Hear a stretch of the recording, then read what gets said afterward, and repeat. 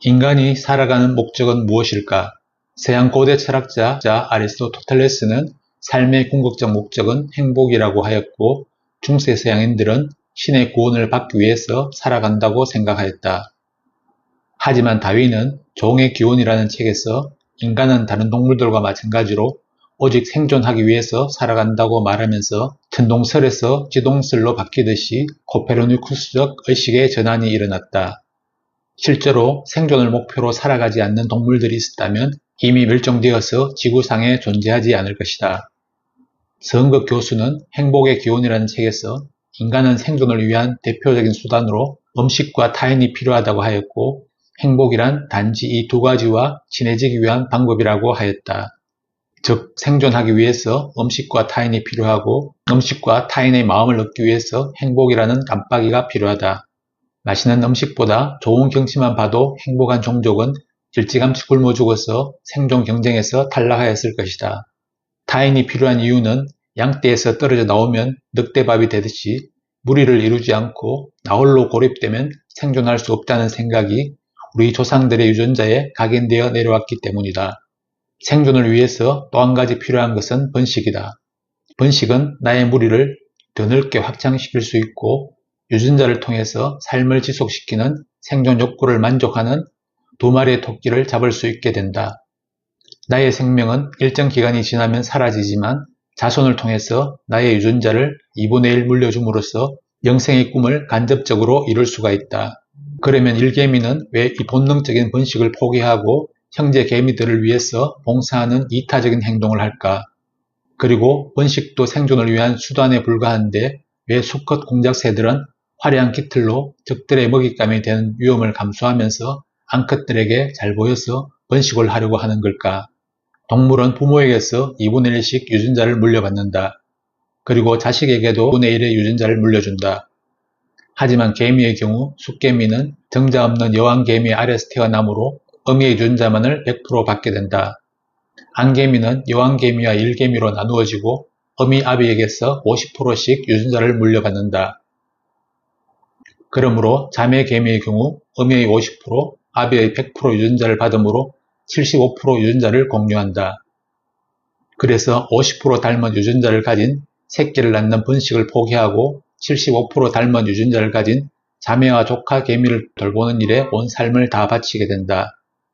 숫개미는 여왕개미가 날아오를 때 함께 날아오르지만 교미에 성공한 숫개미는 배가 터져서 죽고 실패한 숫개미는 모두 떨어져 죽거나 집 밖으로 쫓겨나서 1, 2주 안에 굶어 죽게 된다.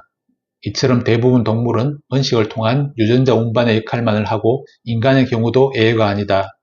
인류의 일부 일처제는 남성들끼리의 합의하에 이루어진 일방적인 제도이다. 동물의 수컷들이 암컷과 짝짓기에 성공할 가능성은 5% 미만이라고 한다. 평범한 암컷도 수컷을 선택만 하면 짝짓기에 성공하지만 열심히 치장한 95%의 수컷도 암컷에게 선택받지 못하면 짝짓기를 할 수가 없었다. 좀 더 높은 짝짓기 확률을 위해서 포유류와 과거 우리 조상들은 계급 사회를 만들어서 서열별로 어느 정도 짝짓기의 혜택을 볼 수 있게 되었다. 하지만 여기에 만족 못한 다수 수컷들의 반란으로 일부 일처제가 제도화되었다. 만약 이런 합의된 제도가 없었다면 여성들은 모두 젊고 잘생긴 원빈, 현빈 같은 남성들에게 올인하게 되고 나와 같은 대부분의 남성들은 결국 유전자를 남기지 못하고 슬슬이 사라져야 할 운명이니 실로 다행스러운 제도가 아닐 수 없다. 이것이 바로 적들에게 노출되어 생존의 유혹을 받더라도 수컷 공작새가 짝짓기에 성공하기 위해서 화려한 깃털로 치장하는 위험한 굴장난을 하는 이유이다. 인간 이타적인 행동은 유전자 셈법으로 종족을 위해 희생하는 일개미와는 기전이 조금 다르다. 인간이 자아실현과 이타적인 행동을 하는 이유는 생존을 위한 행복의 깜빡이와 좀 더 밀접한 관련이 있다. 인간은 다른 동물과 달리 행복의 충족 후에 권태로움을 느끼고 그 느낌은 스트레스로 인해 불행의 깜빡이를 켜게 한다. 다른 동물에게는 없는 권태라는 위험한 스트레스를 줄이게 하는 행복의 기본 디폴트 값을 올리게 하는 것이 바로 독서, 명상, 예술활동과 같은 자아실현이고 타인을 도와서 소속감을 강화시키게 하는 이타적인 행동이다. 행복의 기원이라는 책에서 사랑하는 사람과 맛있는 음식을 먹을 때가 가장 행복하고 그 이유는 이 두 가지가 생존의 가능성을 가장 높이는 깜빡이이기 때문이라고 한다.